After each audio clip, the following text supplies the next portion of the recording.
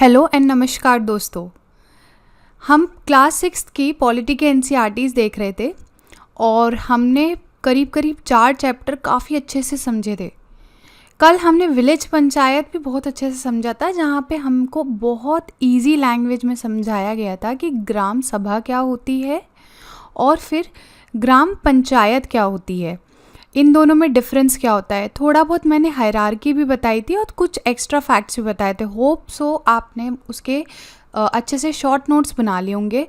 ज़रूर बनाते जाइएगा और रिवाइज़ करते जाइएगा, अभी से आपको बहुत अच्छे से बेसिक्स बिल्ड हो जाएंगे। तो बस आज का जो चैप्टर है रूरल एडमिनिस्ट्रेशन, वो कल के चैप्टर का एक्सटेंशन मान लो। बस जो कल हमने पढ़ा था ना, उसका थोड़ा सा डीप में जाना है हमको और थोड़ा सा एक्स्ट्रा चीज़ें बताई जाएंगी, जहाँ पे हम रूरल यानी गांव के जो एडमिनिस्ट्रेशन है उसकी बात करेंगे। हमने विलेज लेवल पर ग्राम सभा समझा था, जहाँ हमने देखा कैसे लोग डायरेक्ट पार्टिसिपेट करते हैं और अपनी अपनी बात पंचायत के आगे रखते हैं। ये तो हमने कल देख ही लिया था। पर मेरा एक सवाल है आपसे, चलिए सवाल पूछती हूँ। मान लीजिए एक गांव है और गांव में ये छोटा सा हिस्सा ज़मीन का, ये मान लीजिए मोहन का है, ठीक है। और इसका जस्ट बगल वाला हिस्सा, ये वाला हिस्सा, आप ये मान लीजिए रघु का है। जो मोहन है, मोहन काफ़ी मीडियम या फिर स्मॉल फार्मर मान लीजिए, ठीक है। और रघु जो है वो काफ़ी इन्फ्लुएंशियल और काफ़ी बड़ा फार्मर है, मतलब काफ़ी पैसे वाला है। इसके जो अंकल हैं, मतलब जो रिश्तेदार चाचा ताऊ जो होते हैं ना, वो इसके सरपंच भी हैं और काफ़ी इन्फ्लुएंशियल हैं। तो ये जो दोनों ज़मीनें हैं ना, ये सेपरेट होती है बंद से। बंद होता है एक तरीके का छोटा सा, ऐसा मान लीजिए सेपरेशन का मिट्टी लगा देते हैं और थोड़ा सा ऊंचे लेवल पे होता है, प्लेन है और ये बंद लगा दिया, ठीक है, जिससे ये सेपरेशन इंडिकेशन कर देता है कि हाँ हमारी ज़मीन यहाँ पे ख़त्म हो रही है, ठीक है। तो ये मान लीजिए बंद है इस एरिया में, हाँ, और ये सेपरेट कर रहा है। अब एक दिन क्या किया, एक रात में रघु गया और रघु ने जो ये बंद है वो यहाँ शिफ्ट कर दिया। मतलब मोहन की जो ज़मीन थी वो उसने ले ली। थोड़ा सा और क्लियरली बताती हूँ, एक सेकेंड। अब इसने क्या किया, रघु ने जो मोहन की ये वाली ज़मीन थी, ये वाला हिस्सा, वो रघु ने अपने में मिला लिया और रघु का अब ये वाला हिस्सा हो गया है, ये वाला, ठीक है। इतना समझ में आया आपको? अब जब पता चलता है मोहन को पता चलता है कि रघु ने बंद को शिफ्ट कर लिया है और मेरी ज़मीन अपने अंडर ले ली है, तो मोहन ना रघु के पास जाता है और लड़ाई करता है कि तुमने ऐसे कैसे किया। तो रघु ना उल्टा इसको मारता पीटता है और अपने लोगों से भी पिटवाता है और धमकी देके भगा देता है। चलो ये भाग गया, लेकिन मेरा आपसे ये सवाल है, मोहन को करना क्या चाहिए? आप थोड़ा सा सोचिए, मोहन क्या करेगा? हाँ बिल्कुल आपने सही सोचा, मोहन क्या करेगा। देखिए हमारे देश में ना 6 लाख से ज़्यादा गांव हैं और टोटल पॉपुलेशन, जो पूरे देश की टोटल पॉपुलेशन है उसका 68% 68% का जो हिस्सा है विलेज में रहता है। ऐसे कॉन्फ्लिक्ट्स, बल्कि इससे भी ज़्यादा खतरनाक कॉन्फ्लिक्ट्स विलेज में देखे जाते हैं। हम सिटीज़ में भी अलग अलग तरीके के कॉन्फ्लिक्ट्स देखते हैं, बट विलेज में भी ऐसे हम काफ़ी कॉन्फ्लिक्ट्स देख सकते हैं। कास्ट के बेस पे हो गए, ज़मीन के बेस पे हो गए, काफ़ी सारे कॉन्फ्लिक्ट्स हम देख सकते हैं। तो बस ये एक सिनेरियो मैंने आपको समझाया कुछ समझाने के लिए। अब मोहन करेगा क्या? देखिए मोहन क्या करेगा ना, मोहन जाएगा पुलिस स्टेशन। क्या, अब मान लीजिए गांव है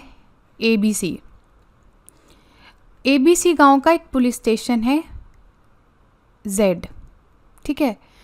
और एक बड़ा पुलिस स्टेशन है इस गांव को बिलोंग नहीं करता है, वो कुछ और है, ठीक है, जिसका नाम है P, कहीं और एरिया को बिलोंग करता है। अब आप मुझे ये बताइए कि जो मोहन है वो Z पुलिस स्टेशन पे जाके FIR करवाएगा कि P पे? देखिए पी पे वो नहीं जा सकता। हर एक एरिया को ना एक लोकल पुलिस स्टेशन ना अलॉट होते हैं। ऐसे ही जो ये ABC गांव है उसको ये Z वाला जो पुलिस स्टेशन है ये अलॉटेड है। अब मोहन सिर्फ और सिर्फ यहीं जाके अपनी कंप्लेन रजिस्टर करवा सकता है। तो मान लीजिए मोहन गया यहाँ पे कौन मिलेगा उसको? यहाँ पे उसको मिलेगा SHO, यानी कि स्टेशन हाउस ऑफिसर। ठीक है, ये मिलेंगे इसको यहाँ पे लोकल पुलिस स्टेशन पे। और मोहन जब इनको अपनी कंप्लेन बताएगा कि सर मेरे साथ ऐसा ऐसा हुआ है, तो आप मेरे लिए एक FIR दर्ज कर लीजिए। ठीक है, ये कहेंगे अच्छा एविडेंस दो, तो मोहन अपने एविडेंस देता है और यहाँ पे FIR दर्ज करवा लेता है। ठीक है, अब एक बात पूछती हूँ मैं आपसे, SHO के ऊपर कौन होता है? जिस एग्ज़ाम की आप प्रिपरेशन कर रहे हैं उसी में से कोई पोस्ट है जो इसके ऊपर होती है। जी हाँ, सुपरिटेंडेंट ऑफ पुलिस यानी SP। ये IPS के एग्ज़ाम से मिलती है आपको। तो ये जो SHO है इनके ऊपर जो हायरार्की है, इनके ऊपर कौन आता है? SP आता है, सुपरिटेंडेंट ऑफ पुलिस। चलो ये भी मान लिया कि यहाँ पे उसकी मोहन की जो है कंप्लेंट रजिस्टर हो गई। लेकिन मुझे एक बात बताइए, प्रूफ कैसे होगा कि हाँ जो रघु है उसने मोहन की वो जगह कब्जे में ले ली है, ये वाला जो एरिया है वो रघु ने अपने अंडर ले लिया है? प्रूफ कैसे करेगा? देखिए इसका ना रिकॉर्ड होता है, हर एक ज़मीन का रिकॉर्ड होता है। वो कहाँ पे रिकॉर्ड होता है? वो रिकॉर्ड होता है पटवारी के पास। अब मैं पटवारी के बारे में बताऊं इससे पहले मैं आपको कल के लेक्चर पे ले जाना चाहूँगी, जहाँ पे हमने क्या किया था, हमने एक हायरार्की देखी थी, जहाँ पे हमने लेवल ऑफ गवर्नमेंट जब समझ रहे थे तो मैंने आपको बताया था कि हमारे यहाँ 3 टायर ऑफ लेवल है, मतलब 3 टायर लेवल है, जहाँ पे सबसे ऊपर है आपकी नेशनल गवर्नमेंट या फिर हम कहेंगे यूनियन गवर्नमेंट। ठीक है, फिर उनके नीचे आती हैं आपकी स्टेट गवर्नमेंट्स। काफ़ी सारी स्टेट, अलग अलग राज्यों की अलग अलग गवर्नमेंट्स होती हैं। फिर आपके आती हैं डिस्ट्रिक्ट। डिस्ट्रिक्ट के अंडर क्या आता है? आपके ब्लॉक्स। ये काफ़ी अच्छे से हमने समझा था, बस एक रिवीजन है और यहाँ पे आपको समझ में आएगा। और इनके अंदर क्या आती हैं? आपकी ग्राम पंचायत्स। ठीक है, अब एक बात बताती हूँ, पटवारी से पहले एक बात बता देती हूँ। ये जो ब्लॉक्स होते हैं ना, अभी हाल फिलहाल के लिए आप ऐसा समझ लीजिए ये तहसील्स भी होते हैं। अभी मैं आगे और भी डिफरेंसेस बता दूंगी, लेकिन हाल फिलहाल आप इतना समझ लीजिए ब्लॉक्स यानी कि तहसील्स या फिर तालुक्स भी कहते हैं इनको। ठीक है,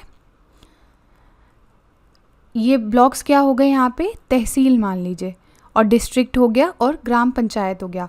ब्लॉक्स का एक और नाम कल हमने पढ़ा था, पंचायत समिति। ठीक है, इतना समझ में आया? अब क्या होगा ना, यहाँ पे कौन बैठता है? यहाँ पे बैठेगा आप, जो कि होंगे डिस्ट्रिक्ट कलेक्टर। जब आप UPSC का एग्ज़ाम क्लियर कर लेंगे तो आप यहाँ बैठेंगे सबसे ऊपर। ठीक है, फिर तहसील पे कौन बैठेगा? तहसील पे बैठेंगे तहसीलदार। और तहसीलदार के अंडर कौन होगा? यहाँ पे नहीं, इनके अंडर जो काम करते हैं ना वो होंगे पटवारी। ठीक है, पटवारी का काम क्या है? देखिए पटवारी का काम होता है एक या मतलब बहुत सारे जो विलेजेस हैं उनका लैंड रिकॉर्ड रखना, या फिर जो भी रेवेन्यू का कलेक्शन है उसका रिकॉर्ड रखना, मेंटेनिंग द रिकॉर्ड। ठीक है, ये मेन काम है इनका। पटवारी का एक रजिस्टर रहता है और उसमें सब कुछ ये मेंटेन करते हैं, और इस काम में तहसीलदार इनको सुपरवाइज भी करते हैं। ठीक है, तहसीलदार इनसे ऊपर पोजीशन पे मान लीजिए। तहसील में क्या होता है? अगर लैंड का कुछ डिस्प्यूट हो गया है या और भी थोड़े बहुत डिस्प्यूट्स होते हैं वो तहसील में भी सुने जाते हैं। मतलब ये एक तरीके के कोर्ट की तरह एक्ट करता है, होता नहीं है लेकिन एक तरीके के कोर्ट की तरह एक्ट करता है। समझ में आया? सारे डिस्प्यूट्स को सुनता है तो ऑब्वियसली बात है वो कोर्ट की तरह एक्ट करेगा। इतना समझ में आया हायरार्की।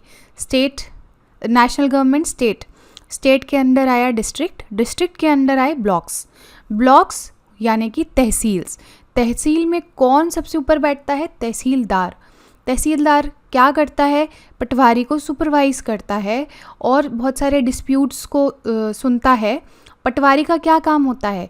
विलेजेस, जितने भी विलेजेस हैं ना उनका रिकॉर्ड मेंटेन करता है। अब रिकॉर्ड मेंटेन करता है तो मतलब जो हमारा ये कैरेक्टर था मोहन, वो किसके पास जाएगा?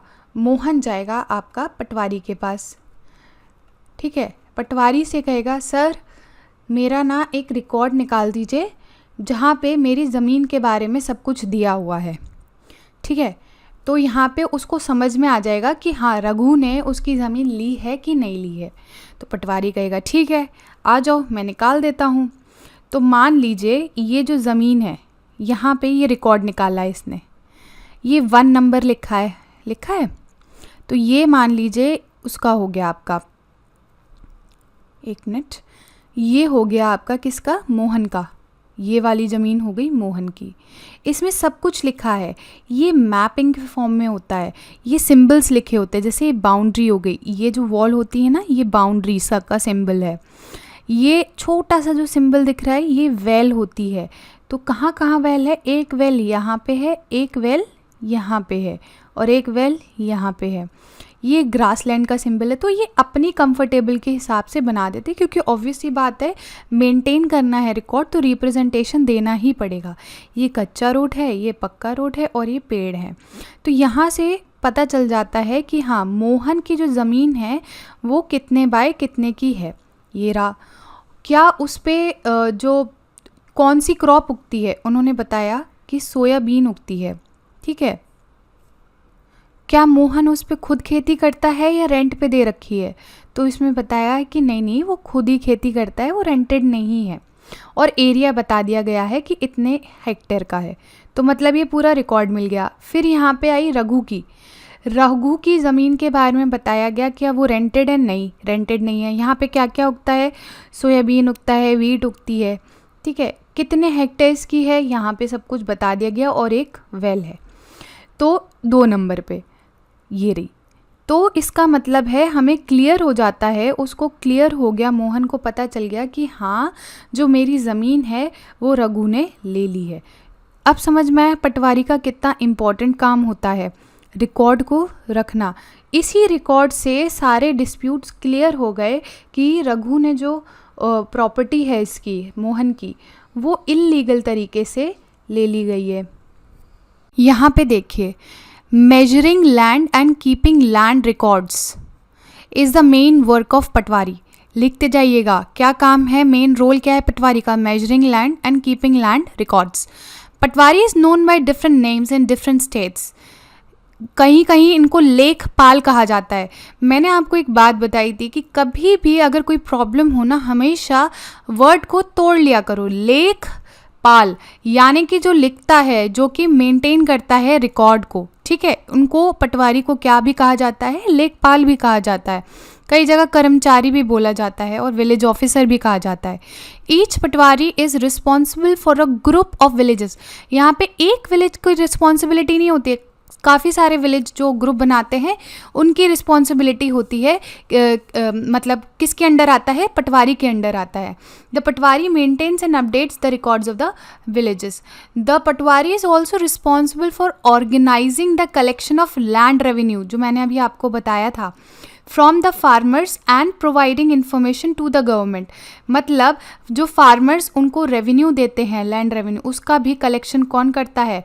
ऑर्गेनाइज ये पटवारी करते हैं। ठीक है, और इन्फॉर्मेशन सरकार को भी यही देते हैं कि कौन सा क्रॉप उगाया जा रहा है, कितने एरिया में उगाया जा रहा है। This is done from the records that are kept, जो अभी अपन ने एग्जाम्पल देखा था ना यहाँ पे, तो बस ऐसे ही वो रिकॉर्ड मेंटेन करते हैं. And this is why it's important for the patwari to regularly update this. ठीक है, यहाँ पे मैं आगे बढ़ूँ इससे पहले मैंने आपको बोला था कि ब्लॉक और तहसील में थोड़ा बहुत डिफरेंस होता है. वैसे तो अभी जिस लेवल पे हम बेसिक्स लेवल पे पढ़ रहे हैं अभी आप सेम मान सकते हैं, लेकिन फिर भी डिफरेंस होता है ब्लॉक में और तहसील में. क्या डिफरेंस होता है? देखिए, ब्लॉक का काम क्या होता है? ब्लॉक का काम होता है डेवलपमेंट प्लानिंग करना. मतलब जो पावर से रिलेटेड या अथॉरिटी से रिलेटेड कुछ भी होगा ना, वो ब्लॉक के अंडर आएगा. ठीक है. तहसील के अंडर आएगा रेवेन्यू से रिलेटेड, जो भी लैंड के बारे में हम अभी पढ़ रहे हैं ना कि हाँ मतलब कलेक्शन आएगा, जितना भी पैसे लैंड रेवेन्यू से आएंगे, रिकॉर्ड मेंटेन होगा, वो कहाँ पे होगा? तहसील में होगा. तो आप कई बार देख सकते हैं कि ब्लॉक का जो एरिया है, जो यूनिट ऑफ एरिया है, जोग्राफिकल यूनिट, वो तहसील भी मान लेते हैं.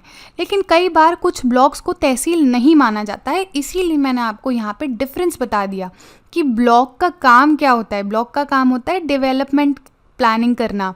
ठीक है. और जो पावर या अथॉरिटी जितनी भी रिलेटेड होती हैं वो ब्लॉक के अंडर आती है. और तहसील का काम क्या है? रेवेन्यू. ठीक है. और रिकॉर्ड को मेंटेन करना, ये तहसील के अंडर आता है. तो ये डिफरेंस अच्छे से समझ लीजिएगा. ठीक है. अब तहसीलदार्स पे आइए. All states in India are divided into district, जो हमने अभी देख रखा है, जो कि फर्दर सब डिवाइडेड होते हैं.